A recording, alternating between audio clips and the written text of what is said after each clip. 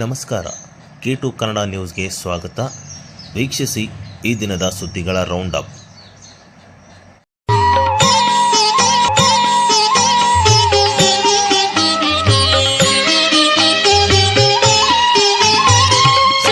ಶನಿ ದೇವರ ನೂತನ ಮಂದಿರ ಶ್ರೀ ಶಿರಡಿ ಸಾಯಿಬಾಬಾ ಸೇವಾ ಚಾರಿಟೇಬಲ್ ಟ್ರಸ್ಟ್ ಓಂ ಸಾಯಿ ಧ್ಯಾನ ಮಂದಿರ. ಶಿರಡಿಯಲ್ಲಿ ಸಾಯಿ ದರ್ಶನ, ಸಿಂಗನಪುರದಲ್ಲಿ ಶನಿ ದರ್ಶನ, ಹಾಗೆಯೇ ನಮ್ಮ ರಾಯಚೂರಿನ ಓಂ ಸಾಯಿ ಧ್ಯಾನ ಮಂದಿರದಲ್ಲಿಯೂ ಈಗ ಶನಿ ದೇವರ ದರ್ಶನ ಸಾಧ್ಯವಾಗಲಿದೆ. ಭಕ್ತರ ಆಧ್ಯಾತ್ಮಿಕ ಸೇವೆಗೆ ಮತ್ತೊಂದು ಹಿರಿಮೆ. ಶನಿ ದೇವರ ನೂತನ ಮಂದಿರ ಶಿಲಾನ್ಯಾಸ ಹಾಗೂ ನಿರ್ಮಾಣ ಕಾರ್ಯ ಪ್ರಾರಂಭಗೊಂಡಿದ್ದು, ಶಿರಡಿ ಮತ್ತು ಸಿಂಗನಪುರದಂತೆ ರಾಯಚೂರಿಗೂ ಒಂದು ಆಧ್ಯಾತ್ಮಿಕ ಆಕರ್ಷಣೆ ಎಂಬ ಹಿರಿಮೆಯೂ ಸೇರ್ಪಡೆಯಾಗಲಿದೆ. ಹಾಗಾಗಿ ಭಕ್ತಾದಿಗಳು ಈ ಮಹತ್ ಕಾರ್ಯದಲ್ಲಿ ತನು ಮನ ಧನದಿಂದ ಹೆಚ್ಚಿನ ಭಕ್ತರು ಭಾಗವಹಿಸಿ ದೇವರ ಕೃಪೆಗೆ ಪಾತ್ರರಾಗುವಂತೆ ಓಂ ಸಾಯಿ ಧ್ಯಾನ ಮಂದಿರದ ಸಂಸ್ಥಾಪಕ ಧರ್ಮಾಧಿಕಾರಿಗಳಾದ ಶ್ರೀ ಸಾಯಿ ಕಿರಣ್ ಆಧುನಿ ಗುರೂಜಿ ಕರೆ ನೀಡಿದ್ದಾರೆ. ಸ್ಥಳ ಓಂ ಸಾಯಿ ಧ್ಯಾನ ಮಂದಿರ, ರಂಗಮಂದಿರ ಹಿಂಭಾಗ, ಕೇಂದ್ರ ಗ್ರಂಥಾಲಯ ಹತ್ತಿರ, ಸ್ಟೇಷನ್ ರಸ್ತೆ, ರಾಯಚೂರು. ನಮ್ಮ ಸಾಯಿ ಮಂದಿರದಲ್ಲಿ ಶನಿ ದೇವರ ನೂತನ ಕಟ್ಟಡ ನಿರ್ಮಾಣ ಕಾರ್ಯ ಪ್ರಾರಂಭವಾಗಿದೆ. ಸದ್ಗುರು ಸಾಯಿನಾಥನ ಕೃಪಾ ಆಶೀರ್ವಾದದಿಂದ ರಾಯಚೂರಿನಲ್ಲೇ ಈ ಒಂದು ಪ್ರಥಮ ಶನಿದೇವರ ಮಂದಿರ ಅಂತ ಹೇಳೋಕ್ಕೆ ಇಷ್ಟಪಡುತ್ತೇನೆ. ಏಕೆಂದರೆ ಒಂದು ರಾಮಲಿಂಗೇಶ್ವರ ದೇವಸ್ಥಾನ ಹತ್ತಿರ ಇದೆ, ಅದು ಗುಡ್ಡದ ಮೇಲೆ ಇದೆ. ಹಾಗಾಗಿ ಭಾಳಷ್ಟು ಜನಕ್ಕೆ ಹೋಗಲಿಕ್ಕೆ ಭಾಳ ಕಷ್ಟ ಇದೆ. ಅಂಥ ಒಂದು ಸಂದರ್ಭದಲ್ಲಿ ಬಾಬಾರವರ ಕೃಪಾ ಆಶೀರ್ವಾದದಿಂದ ನಮ್ಮ ಸಾಯಿ ಮಂದಿರದ ಆವರಣದಲ್ಲಿ ನೂತನವಾಗಿ ಕಟ್ಟಡ ಕಾರ್ಯ ಪ್ರಾರಂಭವಾಗಿದೆ.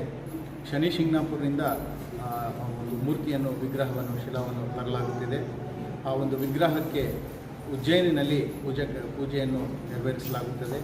ನಂತರ ಶಿರಡಿಗೆ ಬಂದು ಶಿರಡಿಯಿಂದ ನಮ್ಮ ರಾಯಚೂರು ಸಾಯಿ ಮಂದಿರಕ್ಕೆ ಬರುತ್ತೆ. ಇಂಥ ಒಂದು ಅದ್ಭುತ ಕಾರ್ಯಕ್ಕೆ, ಪವಿತ್ರ ಕಾರ್ಯಕ್ಕೆ ಸಾಯಿ ಭಕ್ತರು ಹಾಗೂ ಎಲ್ಲ ಸನಾತನಿ ಭಕ್ತರು ಈ ಒಂದು ಮಂದಿರ ನಿರ್ಮಾಣ ಕಾರ್ಯಕ್ಕೆ ತನುಮನ ಧನದಿಂದ ಸೇವೆಯನ್ನು ಸಲ್ಲಿಸಬೇಕಾಗಿ ವಿನಂತಿಸಿಕೊಳ್ಳುತ್ತೇನೆ. ಶನಿ ದೋಷ ಭಾಳಷ್ಟು ಜನಕ್ಕೆ ಕಾಡುತ್ತೆ. ಅಂಥ ಒಂದು ಶನಿ ದೋಷಕ್ಕೆ ಪರಿಹಾರನೂ ಇಲ್ಲಿ ನಮ್ಮ ಮಂದಿರದಲ್ಲಿ ಕೊಡಲಾಗುತ್ತದೆ. ಆ ಶನಿ ದೇವರಿಗೆ ಪ್ರತ್ಯೇಕವಾಗಿ ಭಕ್ತರ ಕೈಯಿಂದನೇ ಒಂದು ಎಣ್ಣೆ ಹಾಕುವ ಒಂದು ಪೂಜೆ ಸಲ್ಲಿಸುವ ಸೇವೆಯನ್ನು ಕಲ್ಪಿಸಿಕೊಡಲಾಗುತ್ತದೆ. ಹಾಗಾಗಿ ಭಕ್ತಾದಿಗಳು ಎಲ್ಲರೂ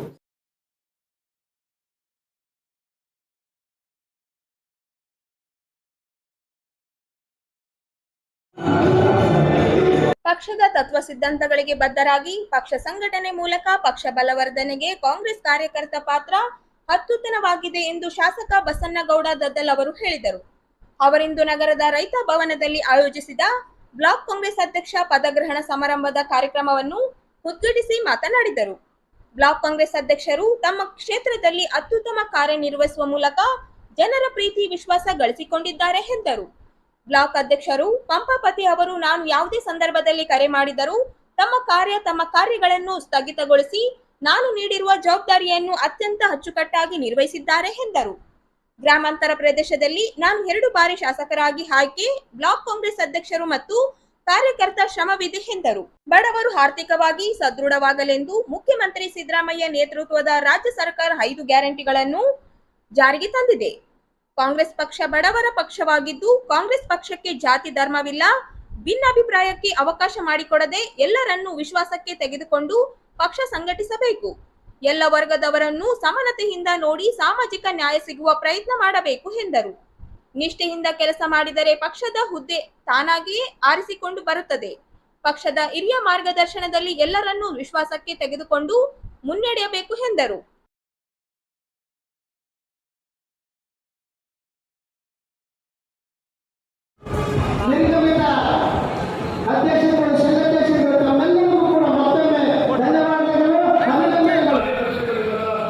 ಕಾಂಗ್ರೆಸ್ ಪಕ್ಷ ಬಡವರ ಪರವಾಗಿದ್ದು, ಕಾಂಗ್ರೆಸ್ ಪಕ್ಷಕ್ಕೆ ಜಾತಿ ಧರ್ಮವಿಲ್ಲ, ಭಿನ್ನಾಭಿಪ್ರಾಯಕ್ಕೆ ಅವಕಾಶ ಮಾಡಿಕೊಡದೆ ಎಲ್ಲರನ್ನೂ ವಿಶ್ವಾಸಕ್ಕೆ ತೆಗೆದುಕೊಂಡು ಪಕ್ಷ ಸಂಘಟಿಸಬೇಕು. ಎಲ್ಲ ವರ್ಗದವರನ್ನು ಸಮಾನತೆಯಿಂದ ನೋಡಿ ಸಾಮಾಜಿಕ ನ್ಯಾಯ ಸಿಗುವ ಪ್ರಯತ್ನ ಮಾಡಬೇಕು ಎಂದರು. ನಿಷ್ಠೆಯಿಂದ ಕೆಲಸ ಮಾಡಿದರೆ ಪಕ್ಷದ ಹುದ್ದೆ ತಾನಾಗಿ ಆರಿಸಿಕೊಂಡು ಬರುತ್ತದೆ. ಪಕ್ಷದ ಹಿರಿಯ ಮಾರ್ಗದರ್ಶನದಲ್ಲಿ ಎಲ್ಲರನ್ನೂ ವಿಶ್ವಾಸಕ್ಕೆ ತೆಗೆದುಕೊಂಡು ಮುನ್ನಡೆಯಬೇಕು ಎಂದರು. ಕೆಪಿಸಿಸಿ ಕಾರ್ಯಾಧ್ಯಕ್ಷ ಎ ವಸಂತಕುಮಾರ್ ಮಾತನಾಡಿ, ಪಕ್ಷ ಬಲವರ್ಧನೆ ಮೂಲಕ ಕಾಂಗ್ರೆಸ್ ಕಾರ್ಯಕರ್ತರು ಬಡವರ ಜನರಿಗೆ ಸರ್ಕಾರ ಸೌಲಭ್ಯ ಸಿಗುವಂತೆ ಮಾಡುವ ಮೂಲಕ ಪಕ್ಷದ ಉನ್ನತ ಸ್ಥಾನಮಾನ ಪಡೆಯಬೇಕು ಎಂದರು. ಕೇಂದ್ರದಲ್ಲಿ ಮೋದಿ ಸರ್ಕಾರ ಅಧಿಕಾರಕ್ಕೆ ಬಂದಾಗಲಿಂದ ದೇಶದಲ್ಲಿ ಸುಳ್ಳು ತುಂಬಿಕೊಂಡಿದೆ. ದೇಶದ ಹಿನ್ನಡೆಗೆ ಮೋದಿ ಅವರೇ ಕಾರಣವಾಗಿದ್ದಾರೆ ಎಂದ ಅವರು, ದಿನಾಂಕ 7ರಂದು ಪ್ರತಿಭಟನಾ ಸಮಾವೇಶ ನಡೆಯಲಿದೆ ಎಂದರು. ನುಡಿದಂತೆ ನಡೆದುಕೊಂಡು ಬಂದಿರುವ ಕಾಂಗ್ರೆಸ್ ಮತ್ತೆ ಅಧಿಕಾರಕ್ಕೆ ಬರುವಂತೆ ಮಾಡಬೇಕಿದೆ ಎಂದು ಹೇಳಿದರು.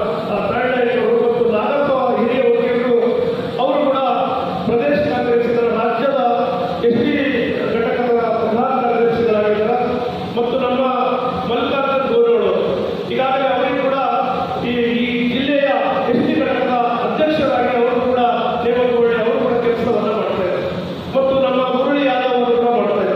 ವಿವಿಧ ಕ್ಷೇತ್ರಗಳು ಅಧ್ಯಕ್ಷರು ತಮ್ಮ ಜವಾಬ್ದಾರಿಯನ್ನ ಸಂಪೂರ್ಣವಾಗಿ ಪಕ್ಷಕ್ಕೆ ಒತ್ತನ್ನು ಕೊಡುವುದರ ಜೊತೆಗೆ ಮಾಡಬೇಕಂತ ಕೂಡ ನಿಮ್ಮಲ್ಲಿ ಮನವಿ ಮತ್ತು ಬಹಳಷ್ಟು ಜನ ಇಲ್ಲ ಹಿರಿಯರು ನುಡಿದಂತವರು ಕೂಡ ಇದ್ದೀವಿ. ಈಗಾಗಲೇ ಸುಮಾರು 100 ಜನ ಸರ್ಕಾರದ ನಾಮನಿರ್ದೇಶನ ಸದಸ್ಯರುಗಳು ನೀವಾಗಿವೆ. 100 ಜನ ಆಗಿವೆ. ವಿವಿಧ APMC ಇರ್ಬೋದು, ಟ್ರಿಬ್ಯುನಲ್ ಇರ್ಬೋದು, ಗ್ಯಾರಂಟಿ ಸಮಿತಿಗಳಿರ್ಬೋದು, ತಾಲೂಕು ಮಟ್ಟ ಇರ್ಬೋದು, ಜಿಲ್ಲಾ ಮಟ್ಟ ಇರ್ಬೋದು, ಜಿಲ್ಲಾ KDI ಇರ್ಬೋದು ಮತ್ತು ಬೇರೆ ಬೇರೆ ಎಲ್ಲವನ್ನ ಕಲಿಸಿದ್ರೆ ಸುಮಾರು ಒಂದು 100 ಜನ ನಮಗೆ ನಾಮನಿರ್ದೇಶನ ಸದಸ್ಯರುಗಳನ್ನು ನಾವು ಆಗ್ತದೆ. 80ರಿಂದ 100 ಜನ ಅಂತಲೇ ನಮ್ಮ ಪಟ್ಟಿಯಲ್ಲಿ. ಹಾಗಾಗಿ ಸ್ನೇಹಿತರೆ, ಪಕ್ಷದ ಜವಾಬ್ದಾರಿ ಅಂತಂದರೆ ಪಕ್ಷವನ್ನು ಸಂಘಟನೆ ಮಾಡುವಂಥದ್ದು, ಸಂಘಟನೆ ದೃಷ್ಟಿಯಿಂದ ಪಕ್ಷವನ್ನು ಜೀವಂತವಾಗಿರುತ್ತೆ. ಪಕ್ಷವನ್ನು ಎಲ್ಲ ಸಂದರ್ಭಗಳಲ್ಲೂ ಕೂಡ ಕ್ರಿಯಾಶೀಲತೆಯಿಂದ ನಡೆಸಿಕೊಂಡು ಹೋಗುವಂಥದ್ದು, ಪಕ್ಷದ ಕಾರ್ಯಕ್ರಮಗಳನ್ನು ಚಾಚ ತಪ್ಪದೆ ಆಯೋಜನೆ ಮಾಡುವಂಥದ್ದು, ಪಕ್ಷದ ತತ್ವ ಸಿದ್ಧಾಂತವನ್ನು ಜನರಿಗೆ ಆಯಾ ಸಂದರ್ಭ ಸಮಯಕ್ಕೆ ತಕ್ಕಂತೆ ಜನರಿಗೆ ಮುಟ್ಟಿಸುವಂಥ ಕೆಲಸವನ್ನು ಮಾಡುವಂಥ ಜವಾಬ್ದಾರಿ. ಅದರ ಜೊತೆಗೆ ಶಾಸಕರ ಒಂದು ಅಭಿವೃದ್ಧಿ ಯೋಜನೆಗಳನ್ನು ಒಂದು ವೇಳೆ ನಾವು ಅಧಿಕಾರದಲ್ಲಿದ್ದರೆ, ಆಡಳಿತದ ಕೈಯಲ್ಲಿದ್ದರೆ ಸರ್ಕಾರ ಕೊಡುವಂಥ ಎಲ್ಲ ಯೋಜನೆಗಳನ್ನು, ಶಾಸಕರ ಅಭಿವೃದ್ಧಿಯನ್ನು ಜನರಿಗೆ ಚಾರ್ಜ್ ತಪ್ಪದೆ ತಿಳಿಸಿ ಹೇಳುವಂಥದ್ದು, ಅವರಿಗೆ ತರುವಂಥದ್ದು ಮತ್ತು ಅವರಿಗೆ ಹೆಚ್ಚಿನ ಪ್ರಚಾರವನ್ನು ಕೊಡುವಂಥ ಒಂದು ಜವಾಬ್ದಾರಿ ಬ್ಲಾಕ್ ಕಾಂಗ್ರೆಸ್ ಸಮಿತಿ ಅಧ್ಯಕ್ಷರು ಮತ್ತು ವಿವಿಧ ಸ್ಥಳಗಳ ಅಧ್ಯಕ್ಷರಿಗೆ. ಅವೆಲ್ಲವನ್ನು ಮಾಡಿದಾಗ ಮಾತ್ರ ಪಕ್ಷದ ಸಂಘಟನೆ ಸದೃಢವಾಗಲಿಕ್ಕೆ ಸಾಧ್ಯ ಆಗ್ತದೆ ಮತ್ತು ನಿಮ್ಮ ನಾಯಕತ್ವದ ಕೂಡ ಹೊರಬರಲಿಕ್ಕೆ ಸಾಧ್ಯ ಆಗುತ್ತೆ. ನಿಮ್ಮ ಸಂಘಟನೆಯ ಚತುರತೆ, ಚಾಣಾಕ್ಷತನ ಈ ಕಾರ್ಯಕ್ರಮಗಳನ್ನು ಮಾಡುವ ಮುಖಾಂತರ ಪಕ್ಷದ ಕಾರ್ಯಕರ್ತರಲ್ಲಿ, ಮುಖಂಡರಲ್ಲಿ ಒಂದು ಆತ್ಮವಿಶ್ವಾಸವನ್ನು ಮೂಡಿಸುತ್ತದೆ. ಅವರಲ್ಲಿ ಒಂದು ಏನು ಪಕ್ಷಕ್ಕೆ ದುಡಿಬೇಕು, ಪಕ್ಷಕ್ಕೆ ಕೆಲಸ ಮಾಡಬೇಕು, ಪಕ್ಷದ ಪರವಾಗಿ ಒಂದು ಮತಗಳನ್ನು ಸೆಳೆಯುವಂಥ ಒಂದು ಪ್ರಯತ್ನ ಮಾಡಬೇಕು ಎನ್ನುವಂಥ ಒಂದು ಇಚ್ಛಾಶಕ್ತಿ ಕಾರ್ಯಕ್ರಮದಲ್ಲಿ ಮೂಡಿಬರಲಿಕ್ಕೆ ಸಾಧ್ಯ.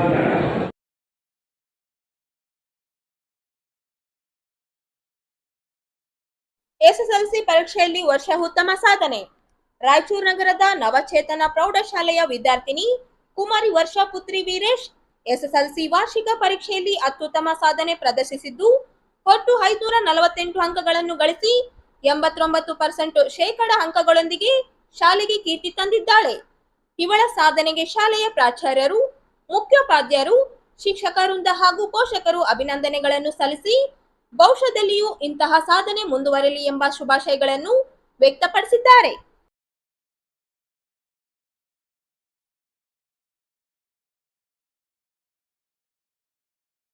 ಬಿಜೆಪಿಯ ರಾಜ್ಯ ಮುಖಂಡರು ಜನಾಕ್ರೋಶ ಯಾತ್ರೆ ಸಂದರ್ಭದಲ್ಲಿ ಸಾರ್ವಜನಿಕರಿಗೆ ಕೇಂದ್ರ ಬಿಜೆಪಿ ಸರ್ಕಾರದ ಬೆಲೆ ಏರಿಕೆ ಬಗ್ಗೆಯೂ ಜನರಿಗೆ ಮಾಹಿತಿ ನೀಡಲಿಲ್ಲಬೇಕೆ ಎಂದು ರಾಜ್ಯ ಸಣ್ಣ ನೀರಾವರಿ ಹಾಗೂ ವಿಜ್ಞಾನ ಮತ್ತು ತಂತ್ರಜ್ಞಾನ ಸಚಿವರಾದ ಎನ್ಎಸ್ ಬೋಸರಾಜ್ ಅವರು ಟಂಗು ನೀಡಿದರು.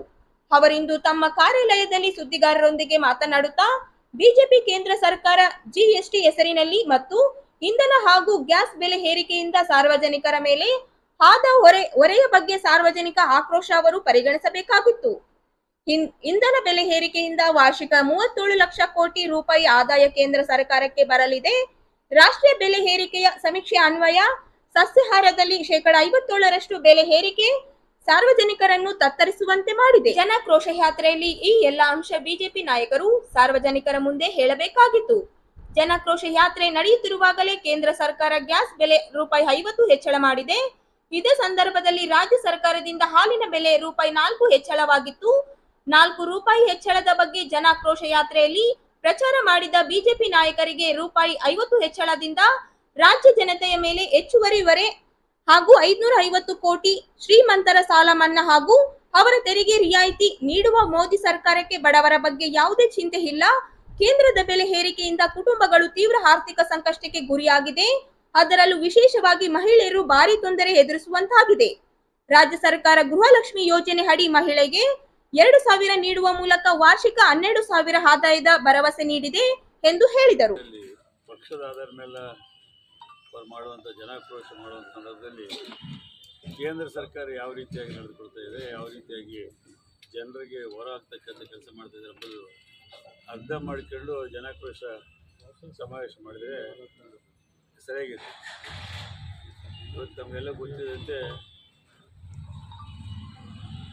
ಪೆಟ್ರೋಲು ಡೀಸೆಲ್ ಮೇಲೆ ಕೇವಲ ಕೇಂದ್ರ ಸರ್ಕಾರಿ ಪ್ರತಿ ವರ್ಷ 37 lakhs crores ಅವ್ರಿಗೆ ವಸೂಲಾಗ್ತದೆ ಎವ್ರಿ ಇಯರ್. ಎಷ್ಟು? 37 lakhs crores ತೆರಿಗೆ ಸರ್, ಟ್ಯಾಕ್ಸ್ ಏನು ಸರ್? ಅದರ ಜೊತೆಯಲ್ಲಿ ಇವತ್ತು ನ್ಯಾಷನಲ್ ಸರ್ವೆ ಪ್ರಕಾರ ಈಗ ನಮ್ಗೇನು ಫುಡ್ ಗೇನ್ಸ್ ನಮ್ಮ ಮನುಷ್ಯ ಸಸ್ಯಾಹಾರ ತಿಂತಕ್ಕಂಥವ್ರಿಗೆ 57% ಇನ್ಕ್ರೀಸ್ ಆಗಿದೆ ಸರ್ಕಾರ ಬಂದ ನಂತರ. ಸಸ್ಯಾಹಾರ ತಿನ್ನೋರಿಗೆ ಆಗಿರ್ತಕ್ಕಂಥ ಖರ್ಚು ಈಗಿರ್ತಕ್ಕಂಥ ಖರ್ಚು ಒಂದು ಸಸ್ಯಾಹಾರ ಲೆಕ್ಕದಲ್ಲಿ 57% ಇನ್ಕ್ರೀಸ್ ಆಗಿದೆ. ಸೊ ಈ ರೀತಿ ಇರುವಂಥ ಸಂದರ್ಭದಲ್ಲಿ ಅವರು ಎಲ್ಲ ಜನರ ಮೇಲೆ ಇವರು ಜನಾಕ್ರೋಶ ಅನೌನ್ಸ್ ಮಾಡಿ ರಾಜ್ಯದಲ್ಲಿ ಮಾಡೋದ್ರಲ್ಲಿ ರಾಜ್ಯ ಸರ್ಕಾರ ಗ್ಯಾಸ್ ಸಿಲಿಂಡರ್ ₹50 ಅದ್ರ ಬಗ್ಗೆನೂ ನಮ್ಮ ರಾಜ್ಯದ ಮಾಡಲಿಲ್ಲ, ಬಗ್ಗೆಯಲ್ಲಿ ವಿವರಣೆ ಯಾಕೆ ಹಾಕಾಗಿಲ್ಲ. ಅದೇ ಸಹಿತ ಸರ್ಕಾರ ಹಾಲು ನಾವೇ ಹೆಚ್ಚು ಮಾಡಿದ್ವಿ ಪ್ರತಿ ಲೀಟರ್. ಅದು ಭಾಳ ದೊಡ್ಡದಾಗಿ ಜನರ ಹತ್ರ ಮಾಡಿದ್ರಿ ಅಂತ ಹೇಳಿ ₹10 ಹೇಳಿರ್ತಕ್ಕಂಥ ಮಾತಾಡಿ ₹50 ಕೇವಲ ಮಾಡೋದಿಲ್ಲ ಅಂತಕ್ಕಂಥ ಸರ್ಕಾರದಲ್ಲಿ ಕೊಡ್ತಕ್ಕಂಥ ಇದ್ರ ಪ್ರಕಾರ 550 ಕೋಟಿಗಳಿಂದ ವರ್ಷ ಹೆಚ್ಚಿನ ಭಾಗ ಕರ್ನಾಟಕ ಜನರನ್ನ ₹50 ಸಿಲಿಂಡರ್ಗೆ 150 crores ಎಲ್ಲರಿಗೆ ಬೆಳೆಯಲಾಗಿದೆ ಜನ. ಅದ್ರ ಬಗ್ಗೆ ಯಾರು ಕೊಡಲಿಲ್ಲ.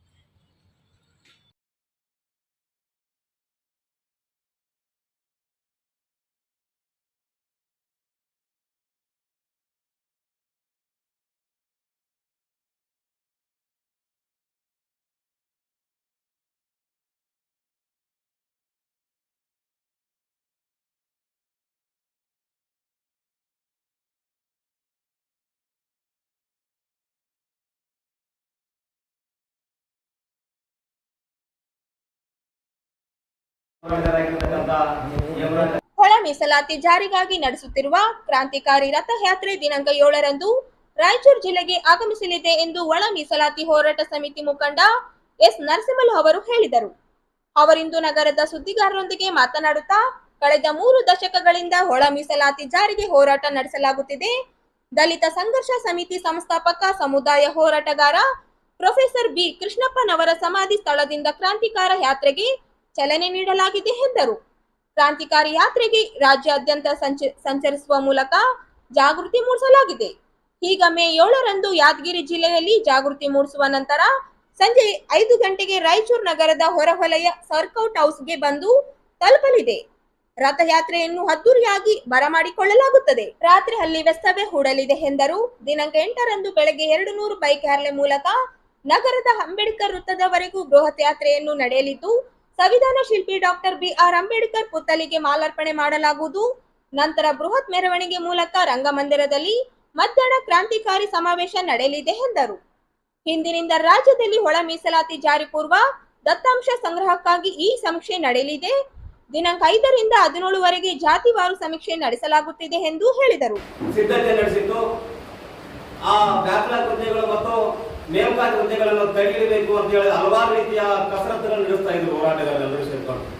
ಆದರೆ ಸರ್ಕಾರ ಯಾವುದೇ ಕಾರಣಕ್ಕೂ ನಾವು ಬ್ಯಾಕ್ಲಾಗ್ ಹುದ್ದೆಗಳ ನೇಮಕ ಮಾಡ್ತೀವಿ ಅಂತ ಹೇಳಿ ಸರ್ಕಾರದ ಸಚಿವ ಸಂಪುಟದಲ್ಲಿ ಭಾಗಿಯಾಗಿರ್ತಕ್ಕಂಥ ಸಚಿವರು ನಾವು ಅನಿವಾರ್ಯ ಪರಿಸ್ಥಿತಿಯಿಂದ ನಾವು ನೇಮಕಾತಿ ಮಾಡ್ತೀವಿ ಅಂತ ಕೆಲವೊಂದು ವಿಷಯಗಳನ್ನು ಪ್ರಸ್ತಾವನೆ ಮಾಡಿದಂಥ ಸಂದರ್ಭದಲ್ಲಿ ಅನಿವಾರ್ಯ ಪರಿಸ್ಥಿತಿ ಮತ್ತೆ ಹೋರಾಟಕ್ಕೆ ಬರುವಂತ ನಿರ್ಮಾಣವಾಯಿತು. ಹಂಗಾಗಿ ಭಾಸ್ಕರ್ ಪ್ರಸಾದ್ ಅವರ ನೇತೃತ್ವದಲ್ಲಿ ರಾಜ್ಯದ ಹಲವಾರು ಜಿಲ್ಲೆಯ ಯುವಕರು ಸುಮಾರು 40ರಿಂದ 50 ಜನ ಯುವಕರು ಸೇರಿಸಿಕೊಂಡು ಹರಿಹರದಿಂದ ಪಾದಯಾತ್ರೆಯನ್ನು ಶುರು ಮಾಡಿ ಮಾರ್ಚ್ 21 ಬೃಹತ್ ಮಟ್ಟದ ಸಭೆಯನ್ನು ಕೂಡ ಬೆಂಗಳೂರು ಮಹಾನಗರದಲ್ಲಿ ಕೂಡ ಹಮ್ಮಿಕೊಳ್ಳಲಾಯಿತು. ಅವತ್ತು ಕೂಡ ಸರ್ಕಾರ ಸಮಾಜವೊಂದು ಆಸೆಯನ್ನಿಟ್ಕೊಂಡಿದ್ದು ಈಗಲಾದರೂ ಕೂಡ ಸರ್ಕಾರ ಎಚ್ಚೆತ್ತುಕೊಂಡು ಒಳ ಮೀಸಲಾತಿ ಜಾರಿ ಮಾಡುವುದಂತ. ಆದರೆ ಸರ್ಕಾರ ಅವತ್ತು ಕೂಡ ಸರ್ಕಾರದ ಭರವಸೆ ಹುಸಿಯಾಯಿತು.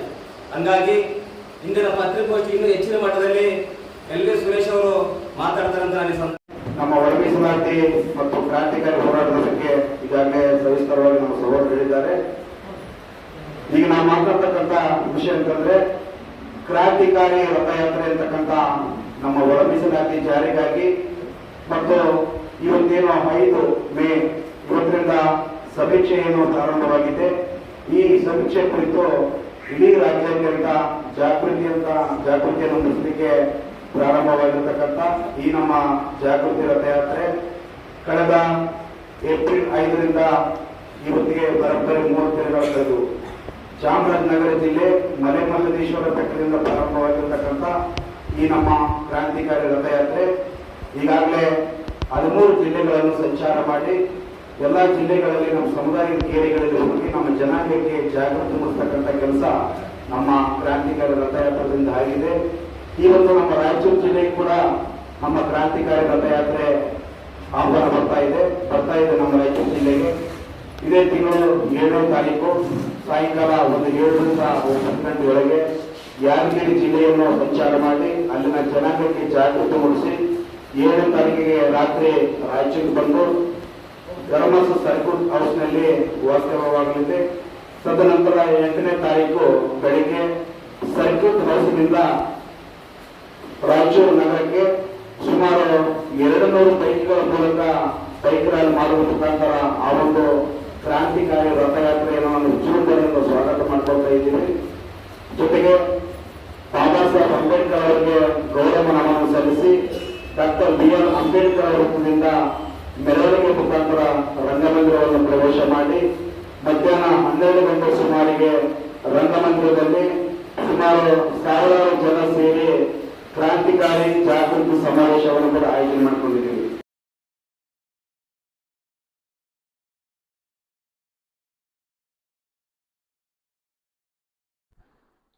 ಬಿಜೆಪಿ ನೇತೃತ್ವದ ಕೇಂದ್ರ ಸರ್ಕಾರ ಮತ್ತು ರಾಜ್ಯ ಸರ್ಕಾರ ಅನುಸರಿಸುತ್ತಿರುವ ಕಾರ್ಮಿಕ ವಿರೋಧಿ ನೀತಿಗಳ ವಿರುದ್ಧ ಹೋರಾಡಲು ಕಾರ್ಯತಂತ್ರಗಳನ್ನು ರೂಪಿಸಲು ಕಾರ್ಮಿಕರ ಸಂಘಗಳ ಜಂಟಿ ನೇತೃತ್ವದಲ್ಲಿ ದಿನಾಂಕ 10ರಂದು ನಗರದ ಕನ್ನಡ ಭವನದಲ್ಲಿ ಕಾರ್ಮಿಕರ ಜಿಲ್ಲಾ ಮಟ್ಟದ ಸಮಾವೇಶ ನಡೆಯಲಿದೆ ಎಂದು ಕಾರ್ಮಿಕರ ಸಂಘಗಳ ಜಂಟಿ ಸಮಿತಿ ಜಿಲ್ಲಾ ಪ್ರಧಾನ ಕಾರ್ಯದರ್ಶಿ DS ಶರಣಬಸವ ಅವರು ಹೇಳಿದರು. ಅವರಿಂದು ನಗರದ ಸುದ್ದಿಗಾರರೊಂದಿಗೆ ಮಾತನಾಡುತ್ತಾ ಕೇಂದ್ರದಲ್ಲಿ 3ನೇ ಅವಧಿಗೆ ಅಧಿಕಾರಕ್ಕೆ ಬಂದ ಕೇಂದ್ರ ಬಿಜೆಪಿ ಸರ್ಕಾರ ಕಾರ್ಮಿಕರ ವಿರೋಧಿ ಕಾಯ್ದೆಗಳನ್ನು ಜಾರಿ ತರುವ ಮೂಲಕ ಕಾರ್ಮಿಕರ ಹಕ್ಕು ಕಸಿದುಕೊಳ್ಳುವ ಕುತಂತ್ರ ನಡೆದಿದೆ ಎಂದು ಅವರು ಆರೋಪಿಸಿದರು. ಮುಷ್ಕರ ಭಾಗವಾಗಿ ನಡೆಯುವ ಈ ಸಮಾವೇಶದಲ್ಲಿ ರಾಜ್ಯದ ಹಲವು ಮುಖಂಡರು ಆಗಮಿಸಲಿದ್ದಾರೆ ಎಂದರು. ಕಾರ್ಮಿಕರ ವಿರೋಧಿ ಕಾಯ್ದೆಗಳನ್ನು ಹಿಂಪಡೆಯಬೇಕು ಎಂಬ ಉದ್ದೇಶದಿಂದ ಸಮಾವೇಶ ಹಮ್ಮಿಕೊಳ್ಳಲಾಗಿದೆ ಎಂದರು. ಪ್ರಧಾನಿ ನರೇಂದ್ರ ಮೋದಿ ನೇತೃತ್ವದ ಕೇಂದ್ರ ಬಿಜೆಪಿ ಸರ್ಕಾರ ದುಡಿಯುವ ಜನರ ಹಕ್ಕುಗಳನ್ನು ಕಸಿಯುತ್ತಿದೆ, ಶ್ರಮಜೀವಿಗಳ ಜೀವನೋಪಾಯಗಳ ಮೇಲೆ ಕ್ರೂರ ದಾಳಿ ಮಾಡುತ್ತಿದೆ ಎಂದು ದೂರಿದರು. ಕಾರ್ಪೊರೇಟರ್ ಕಂಪನಿಗಳಿಗೆ ನೆರವಾಗುವ ರೀತಿಯಲ್ಲಿ ಕೇಂದ್ರ ಸರ್ಕಾರ ತನ್ನ ನೀತಿಗಳನ್ನು ರೂಪಿಸುತ್ತಾ ಬರುತ್ತಿದೆ. ಇದರಿಂದಾಗಿ ದೇಶದಲ್ಲಿ ಬಡತನ, ಹಸಿವು, ಅಪೌಷ್ಟಿಕತೆ ಹಾಗೂ ನಿರುದ್ಯೋಗ, ಅರೆ ಉದ್ಯೋಗ, ಗುಣಮಟ್ಟವಿಲ್ಲದ ಕೆಲಸ ಹೀಗೆ 10 ಸಂಕಷ್ಟಗಳನ್ನು ದೇಶದ ಜನರು ಎದುರಿಸಬೇಕಾಗಿದೆ ಎಂದರು. ಜನರ ಜೀವನದ ಮೇಲೆ, ರೈತರ ಜೀವನದ ಮೇಲೆ ದೊಡ್ಡ ರೀತಿಯ ಬರೆಯನ್ನ ಎಳಿದ್ದಾರೆ. ಇಂಥ ಒಂದು ಸಂದರ್ಭದಲ್ಲಿ ಅವರಿಗೆ ಕೇಂದ್ರ ಸರ್ಕಾರಕ್ಕೆ ಜನರ ಜೀವನಕ್ಕಿಂತ ಮುಖ್ಯವಾಗಿ ದೇಶದಲ್ಲಿ ಕೋಮು ಆಧಾರಿತ ಶಕ್ತಿಯಿಂದ ಆಧಾರದಲ್ಲಿ ಆಡಳಿತ ಮಾಡತಕ್ಕಂಥ ತನ್ನ ಕಾರ್ಯವೈಖರಿನ, ತನ್ನ ಕಾರ್ಯಸೂಚಿಯನ್ನು ಅದೇ ರೀತಿಯಾಗಿ ಮುಂದುವರಿಸಿದೆ.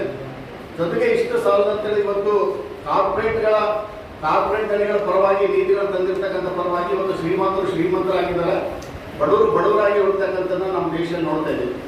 ಇಷ್ಟೆಲ್ಲದರ ಮಧ್ಯೆ ಇವತ್ತು ಕಾರ್ಮಿಕ ಸಂಹಿತೆಗಳನ್ನು ಏನು 44 ಏನು ಕಾನೂನುಗಳಿದ್ದು ಆ ಕಾನೂನುಗಳನ್ನು 4 ಲೇಬರ್ ಕೋಡ್ಗಳಾಗಿ ಮಾಡಿ ಮತ್ತೆ ಇಡೀ ಕಾರ್ಮಿಕರ ಹಕ್ಕುಗಳನ್ನು ಕಸಿತಕ್ಕಂಥ ಹುನ್ನಾರವನ್ನು ಕೇಂದ್ರ ಸರ್ಕಾರ ಮಾಡ್ತಾ ಇದೆ.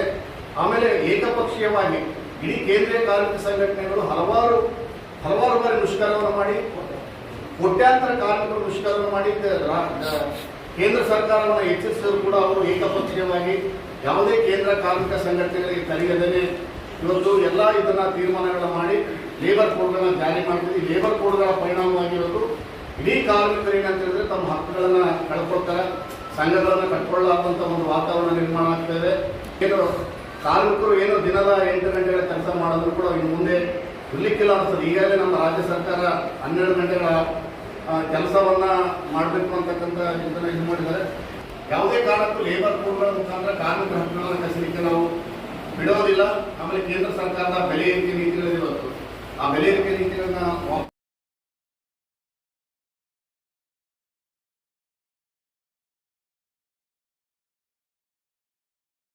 ನಿಯಂತ್ರಣದಲ್ಲಿಲ್ಲ, ಯಾಕೆ ಕಡಿಮೆ ಆಗ್ತಾ ಇದೆ?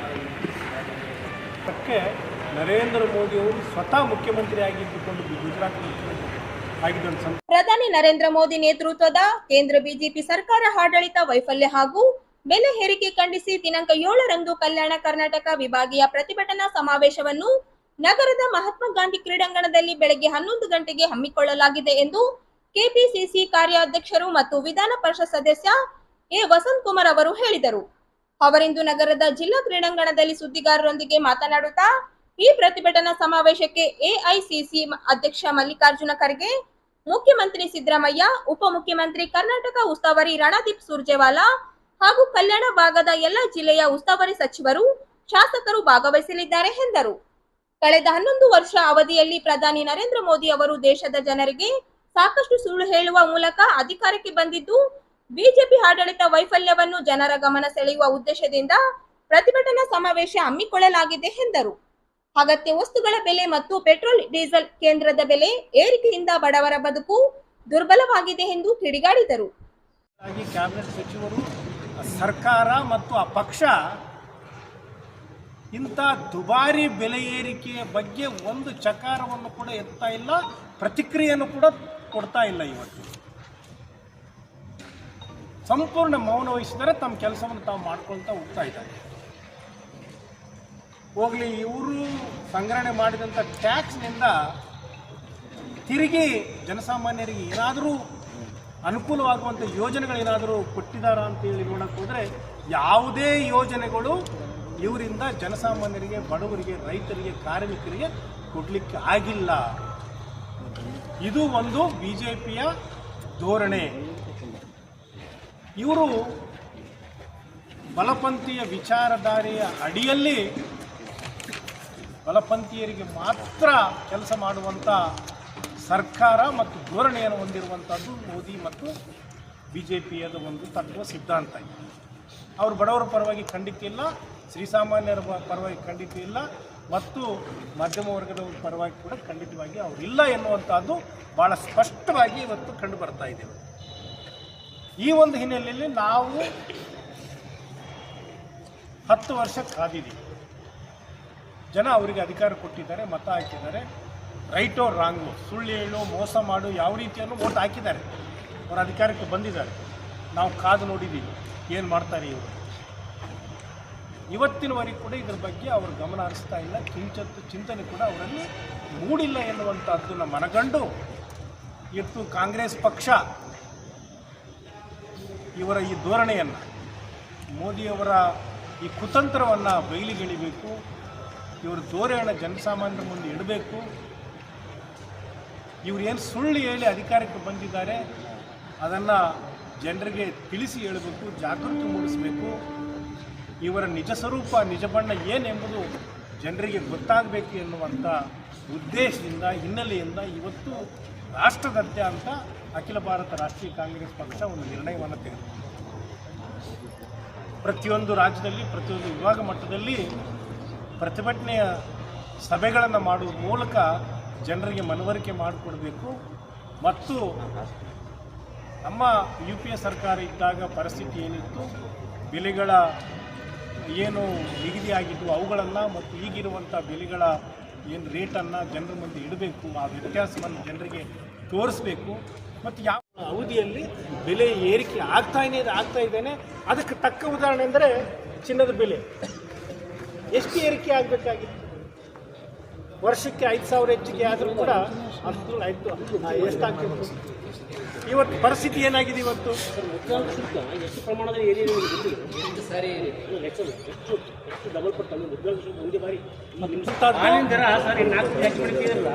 $80 ಆಗ್ಯದ.